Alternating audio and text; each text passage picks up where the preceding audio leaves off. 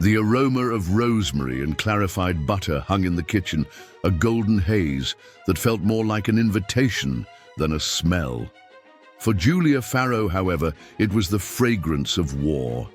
Each sharp knife, each heated pan was a weapon in her arsenal, and the team's frantic rhythm was a symphony of intentions she had learned to decipher with her soul. Her eyes, which once shone with a pure passion for cooking, now carried a shadow of resentment. Hector Castle's restaurant, the famous Ghost Chef, was not her temple, but the battlefield where she fought a personal crusade. That man, secluded in his command booth, was the villain of her story. Julia, her apron stained with glory and sweat, mixed the ingredients with a surgeon's precision and an artist's soul. She was the new sous chef, a vibrant and energetic presence that contrasted with the oppressive quietness of the place. The team, accustomed to the impersonal communication of the high-tech screen, watched her with contained curiosity. Julia was a comet, a shooting star that had burst into the meticulous, almost silent routine of the restaurant. But the purpose of her arrival wasn't art, but vengeance. The pain for her sister, whose career had been destroyed, was a fire that consumed her from within. With every dish she prepared, Julia felt the weight of her mission. The passion fruit sauce she patiently reduced wasn't just a sauce. It was the personification of the bitterness she felt in her chest, the golden crust of the sea. Base was the shell she had built for herself, protecting her heart from the empathy that could sabotage her plans. She moved through the kitchen with calculated grace, observing every detail, every movement of the team. She sought in every gesture, in every word, a clue, a sign, something that would reveal the truth behind Hector Castle's impeccable reputation. However, the Ghost Chef was a sphinx. Only his voice, echoing in clear and precise orders from the screen, broke the silence of his seclusion. He was an echo, a shadow, a legend that materialized only in the perfection of his dishes. The absence of his physical presence was, for Julia, proof of his cowardice. A man who hid from the world must have something to hide. The trauma of her sister was a constant reminder, a scar that pulsed with the pain of injustice, and Julia was determined to tear off the mask of that phantom, whatever the cost. On that day, the tension was thicker than the bechamel sauce. A complex order, which required perfect synchrony, was delayed. The kitchen bell rang, a dry, impatient tone that seemed to rip through the air. It was Hector's voice, a metallic sound that Julia interpreted as the whip of a slave master. "Step it up!" The synthetic, emotionless voice from the screen echoed. Julia clenched her teeth. This man, with his invisible arrogance, didn't care about the team's sweat, about the pressure of every second. He was a dictator, a phantom who commanded from his ivory tower. Julia, feeling rage bubble in her chest, accelerated the pace. Her hands flew over the counter, and the ingredients transformed into art under her fingers. "Let's go, people," she exclaimed, her voice full of an energy that the team, accustomed to silence, didn't know how to react to. She knew her revenge couldn't just be about unmasking Hector. It had to be about proving him wrong, that the kitchen could be a place of passion and camaraderie, not of fear and subservience. Julia's frustration was palpable, but she channeled it into her cooking. Every precise cut, every added seasoning was a way to release the tension that consumed her. The team, though still wary, began to respond to her energy. The tense silence was replaced by a more fluid communication, by contained laughs and looks of complicity. The kitchen, which once seemed like a sterile laboratory, began to acquire the warmth and noise of a home, of a family. Julia, without realizing it, was planting the seed of change. Despite her mission, Julia couldn't ignore Hector's talent. His dishes were works of art. Every recipe, every detail was a study of flavors and textures. He was, without a doubt, a genius. And this genius was what tormented her the most. How could someone with such sensitivity for cooking be so cruel and arrogant in their professional life? The contradiction was a puzzle she couldn't solve, a noise in her perception that deeply bothered her. The certainty of his guilt began to be eroded by a slight, almost imperceptible doubt. The day ended in exhaustion and silence. When the team dispersed, Julia remained in the kitchen, cleaning her workstation. Her apron was dirty, her hands tired, but her mind was still on fire. Her eyes were fixed on the glass screen of the command booth. She knew he was there watching, but the glass barrier made him inaccessible. The silence was heavy, an abyss of misunderstanding between them. How could she find the truth if he hid behind a wall of glass and technology? She felt a shiver, not from cold, but from a loneliness that wasn't hers, but seemed to emanate from that empty space. That night, Hector's loneliness was a physical presence in the kitchen. The screen that connected him to the world was, in fact, a window into his prison. He watched Julia, his new sous chef, working with a passion he had forgotten. Her energy was contagious, but also frightening. Her vibrant presence was a painful contrast to the quietness of his own existence.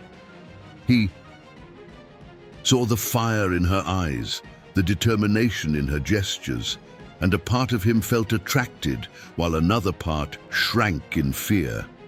Hector, in his bubble of perfection, didn't perceive Julia's revenge, but he felt the danger of her proximity. His life was a calculated routine to avoid human contact, to protect himself from himself and his past. He was a maestro who orchestrated a symphony of flavors, but was incapable of communicating with his musicians. He rang the bell to give orders, not to connect.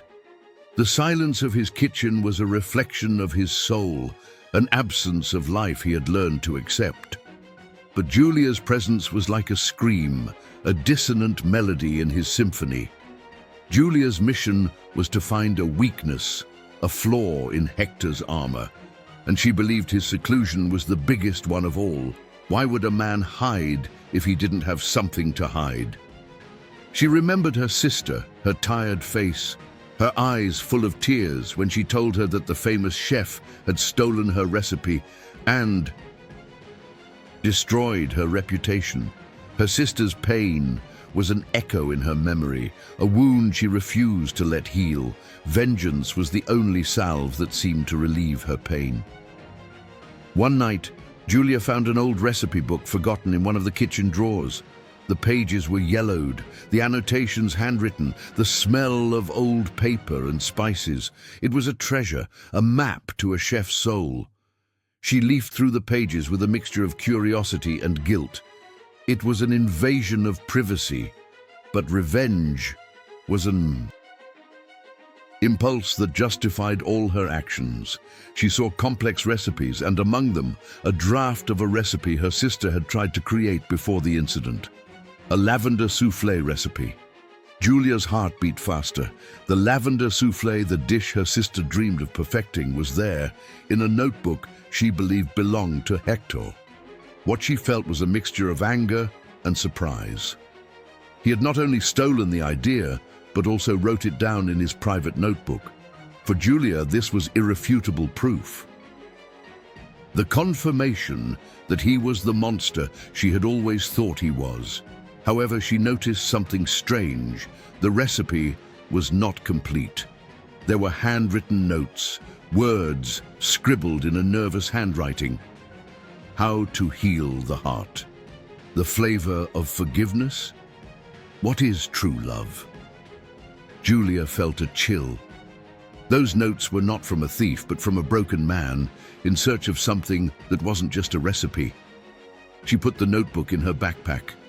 It was evidence, but also an enigma that intrigued her. Julia's presence in the kitchen was a silent threat to Hector. He saw on the screen her energy, the way she communicated with the team, her passion for cooking. This frightened him. He felt like a caged bird who was suddenly confronted with the freedom of the sky. The seclusion, which was his only defense, was being slowly eroded by her presence. He knew he needed to keep his distance, but something in his soul felt attracted to her vitality, to the authenticity of her passion. In his command booth, Hector watched Julia with an intensity she couldn't feel. He saw the pain in her eyes, the way she moved with contained fury. He knew something tormented her, something beyond the passion for cooking. He saw her as a mirror of his own soul, a soul tormented by a past he refused to face. He felt a connection with her, a strange empathy that frightened and attracted him at the same time. He knew this woman was a danger to his sanity, but he couldn't look away. The dynamic between them was that of two opposite poles that attracted and repelled with the same force. Julia was the sun, Hector was the moon. She, full of energy, life, passion. He, secluded, quiet, mysterious. The kitchen was the stage for this silent drama, a place where emotional tension was more palpable than the steam rising from the pots. And, in the middle of it all, the recipe book, an object that held the key to the truth, but which both, in their own way, refused to fully open. The key. Cat and mouse game had begun. The recipe book became the silent point of contact between Julia and Hector. She, in her free time, leafed through it in the solitude of her small apartment, trying to decipher the soul that hid between the lines. He, in his command booth, watched her through the screen, noticing the absence of the notebook from his drawer, but didn't confront her. It was a silent game, a dance of approach and retreat. The kitchen, which was once the stage for Julia's revenge, now became a space of discovery, where every gesture, every look, carried a subtext of unspoken feelings. The tension between them was like a secret spice that sharpened the flavor of everything that was made. Hector, in his seclusion, began to notice the way Julia moved. Her passion was a fire he wished to touch, but which frightened him deeply. He saw in her the life he had chosen to renounce. Social anxiety was a monster that imprisoned him in his booth, and Julia's voice, full of laughs and energetic commands, was the melody that tempted him to leave his prison. He felt the need to get closer, to communicate in a way that wasn't just through a bell or a screen, but fear was a wall he couldn't tear down.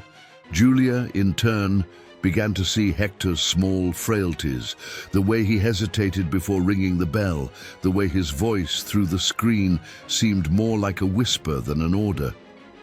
She realized that what she interpreted as arrogance was, in fact, shyness.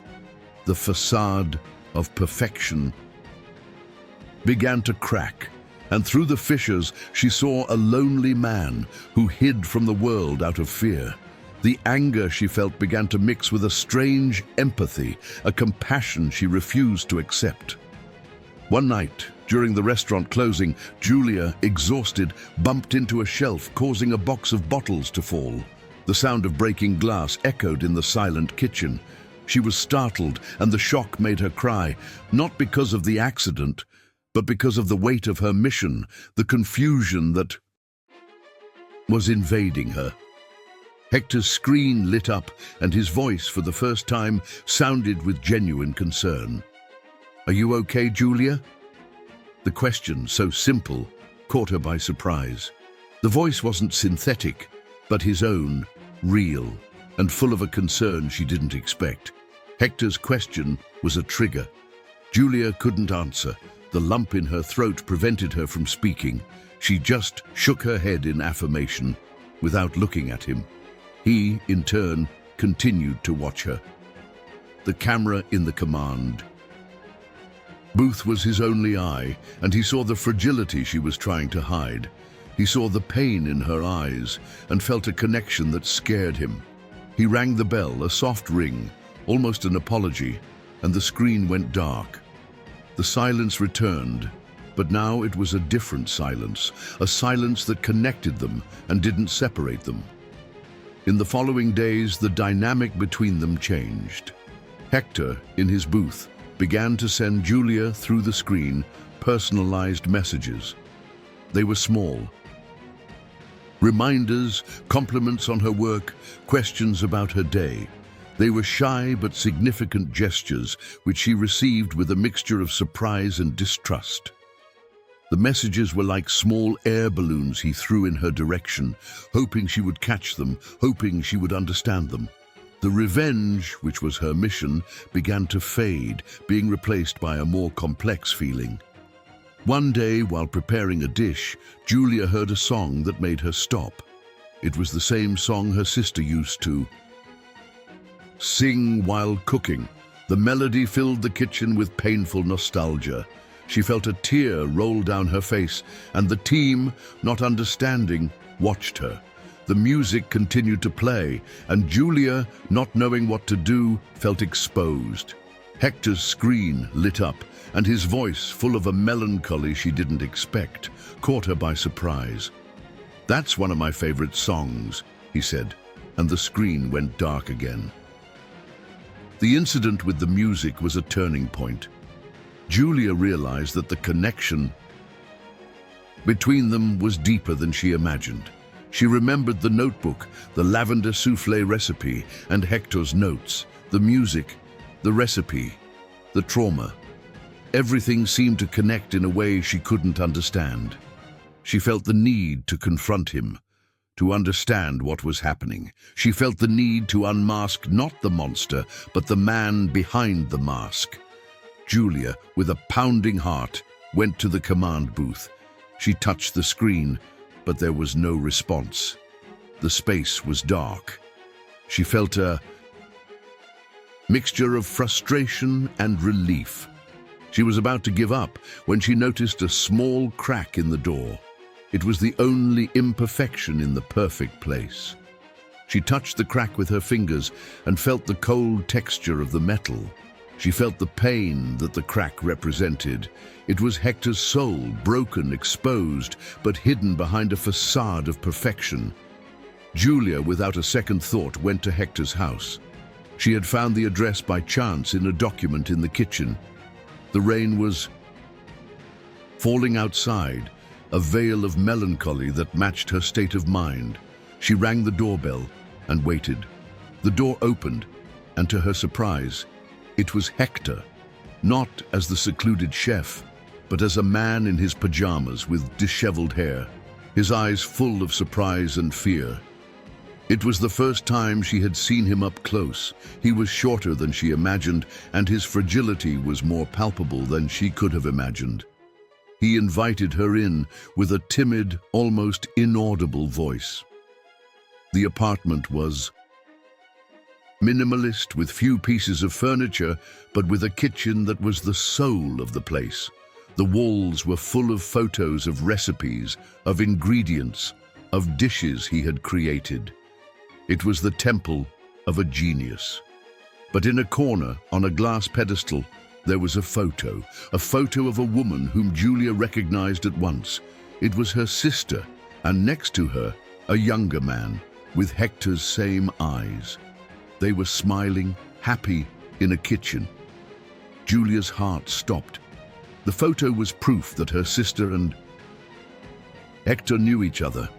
The revenge, which was her mission, began to crumble. She felt a sharp pain, the pain of betrayal, not Hector's betrayal, but that of her own perception. She felt like a fool who had judged a man without knowing the truth. The photo was a bomb, a revelation that changed everything, that transformed the villain into a victim and her into a shadow hunter. Hector, noticing Julia's gaze, shrank. His voice, full of guilt, broke the silence. "She was your sister, wasn't she?" The question was a punch to the stomach. Julia just shook her head, tears rolling down her face. "I'm so sorry," he said, and the "I'm so sorry" wasn't an apology, but a scream of pain, a confession of guilt. The truth, which she sought so much, was right there in front of her in the form of a broken man who carried a burden she had no idea about. Hector, overcome with guilt, began to speak. "She was my assistant. She was my best friend. She was the only person who understood me." He told the story of how his social anxiety prevented him from communicating with the world, and how Julia's sister was his voice, his bridge to life. He told how her illness, a rare nervous system disease, caused her to lose the ability to cook, to taste flavors. The loss for her was a trauma, a death in life, and the guilt for him was a burden he had carried ever since.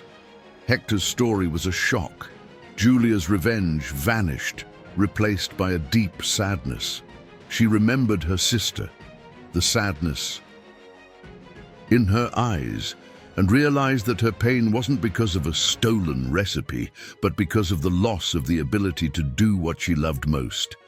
And Hector, the secluded chef, the villain of her story, was the only one who understood her, who loved her. He wasn't the recipe thief, but the guardian of her memory. His guilt wasn't for theft, but for not having been able to cure her. The revelation was a catalyst. Julia's anger transformed into compassion. Prejudice transformed into empathy. She felt ashamed, guilty, for having judged a man without knowing the truth. She approached him and for the first time touched his arm. The touch, so simple, was a bridge between them, a form of communication that needed no words. She hugged him, and the hug was a request for forgiveness, not just to him, but to herself. Hector, who had never been touched with such affection, broke down in her arms.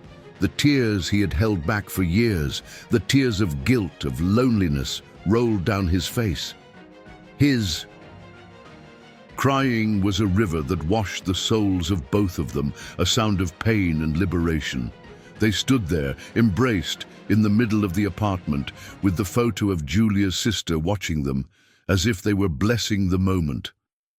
The barrier between them had been torn down. The bell, the screen, the command booth, all vanished. The night was long. Hector, with a choked voice, told her more about Julia's sister, about her passion for cooking, about the dish she was trying to create, the lavender soufflé. The recipe, which Julia had found in the notebook, wasn't a theft, but Hector's attempt to recreate the memory, to keep her soul alive. He confessed that the recipe wasn't complete, that he couldn't find the secret ingredient, the missing flavor, the flavor of forgiveness. Hector's confession was a relief. Julia, with a broken heart, realized that revenge wasn't the answer. Healing was. The truth was. She remembered Hector's notes in the notebook about the flavor of truth, about forgiveness, about love. She realized that the secret ingredient wasn't a spice, but vulnerability, acceptance, compassion. She, without thinking, offered to help him find the missing flavor, to heal the heart that was broken. From that moment on, the relationship between them transformed into a shared journey. They were no longer the secluded chef and the vengeful sous chef. They were Julia and Hector, two broken souls who met in the kitchen, seeking healing, forgiveness, truth. Cooking, which was Julia's weapon, became the tool of their reconciliation. The kitchen, which was Hector's prison, became the stage for his liberation. The flavor, which was the reason for their pain, became the flavor of their redemption. The climax was a moment of silence and tears, but also of a deep connection. The revelation of the truth about Julia's sister wasn't a rupture, but a recognition. They saw each other, understood each other, forgave each other. Hector's trauma, Julia's revenge. Everything vanished before the power of empathy, forgiveness, love. They realized that the past couldn't be changed, but the future could be built together, with truth as the secret ingredient of their new recipe. Julia, sitting next to Hector, felt a peace she hadn't felt in a long time. The anger dissipated, and in its place, a calmness settled. She looked at the photo of her sister, and instead of feeling pain, she felt love. She knew her sister didn't want revenge, but happiness. She knew her sister didn't want her to live in the past, but to live in the future. And the future, she realized, was right there, next to her, in the form of a broken man, but one who was willing to heal.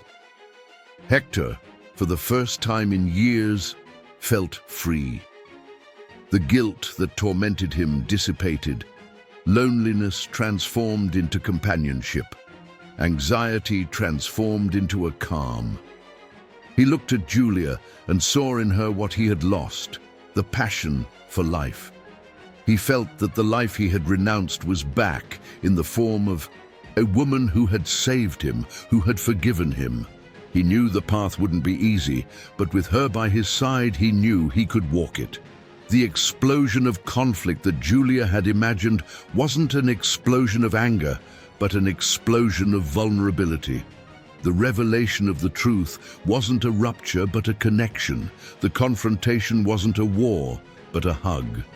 Revenge transformed into forgiveness, and love, which was a feeling that both refused to accept, blossomed in the midst of the chaos. The flavor of truth, they realized, wasn't bitter but sweet. It was the flavor of healing, the flavor of redemption. The immediate consequences of the climax were felt in the silence that followed the crying. The kitchen now was no longer a battlefield, but a sanctuary. Julia and Hector, holding hands, looked at the photo of her sister and felt a deep peace. The revenge that was once Julia's motivation had been replaced by a serene acceptance. The seclusion that was Hector's prison had been broken by a shared vulnerability. They were no longer strangers, but accomplices in a pain that was now transforming into a strength. The past, which was an anchor, was now a springboard for the future. From that day on, the kitchen was transformed. Julia and Hector began to work together, side by side. The high-tech screen was turned off, and the bell, which was once a symbol of a barrier, became a decorative object. Hector, with Julia's help, began to interact with the team. At first, with an almost painful shyness, but with Julia's persistence, his confidence grew. The dialogues, which were once short and professional, became filled with laughs, inside jokes, and a camaraderie the kitchen had never known. Julia, in turn, changed the way she looked at cooking. Her passion, which was a fire of vengeance, transformed into a flame of love and creation. She stopped seeking perfection and started seeking the soul of each dish. She remembered her sister, the way she cooked with her heart,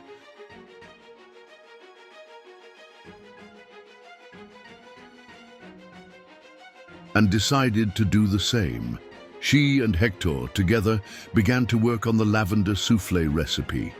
The recipe, which was a symbol of pain, became a project of love and healing, a way to honor her sister's memory. Hector's kitchen, which was once impeccable and sterile, began to fill with Julia's life.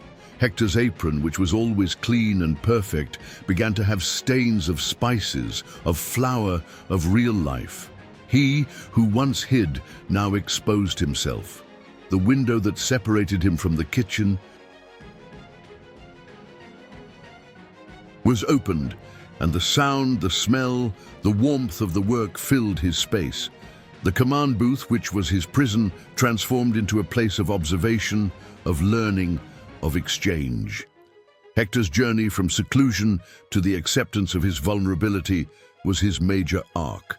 He learned that true strength wasn't in hiding, but in exposing himself. He learned that happiness wasn't in perfection, but in connection. He remembered what Julia's sister had told him. The flavor of truth is always better than that of a lie, even if it's bitter. The truth about his anxiety, about his trauma, was the secret ingredient that was missing in his recipe for life. Julia, in turn, found her arc in forgiveness. She forgave Hector for something he never did and forgave herself for having judged without knowing. She realized that revenge was a drug that prevented her from living, and forgiveness was the cure that freed her. She remembered Hector's notes in the notebook about love, about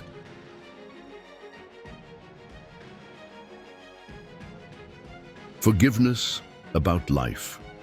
She realized that love wasn't a feeling, but a choice, and she chose to love Hector with his frailties, with his fears, with his broken soul. The pinnacle of both their journeys was the creation of the lavender soufflé. The recipe, which was an enigma, was unraveled by them together. The secret ingredient wasn't an exotic spice, but the memory of Julia's sister, her passion for cooking, her love for life. The soufflé was made with both their hands, with both their souls, and the flavor for them was the flavor of truth, of healing, of redemption. The soufflé was an ode to memory, but also a celebration of life. The final scene takes place in the restaurant on a gala day. For the first time in years, Hector decided to introduce himself to the public. The restaurant was full and the tension was palpable. Julia, by his side, held his hand, and her touch was his anchor. He went up on stage, and with a trembling voice but full of a new confidence, he spoke about the new dish, the lavender soufflé. He talked about the inspiration, about the story, about Julia's sister. He talked about the importance of connecting with people and of exposing oneself to the world without fear. The audience, moved, gave him a standing ovation. Hector, with tears in his eyes, looked at Julia, and their gaze was a promise of a future together. The last scene shows them in the kitchen, with the lavender soufflé in the oven. Hector approaches Julia, hugs her from behind, and kisses her with a tenderness he had never felt. The kiss was proof that healing had happened, that love had won. The kitchen, which was the stage for the drama, was now the stage for love. The story ends with a feeling of closure. The lavender soufflé, the dish that was a symbol of pain, becomes a symbol of healing. Hector and Julia, who were strangers, become lovers.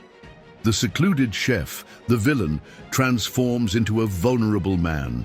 The vengeful chef, the hunter, transforms into a forgiven woman. The story is an ode to empathy, to forgiveness, and to the power of love, to heal the wounds of the past and build a new future with a sweet and true flavor. The last paragraph is a reflection of the journey. The lavender soufflé, with its light texture and its flavor of forgiveness, is served to the public. People taste it, and on their faces there is joy, emotion, delight. They don't know the story behind the dish, but they feel the soul, the love, the truth.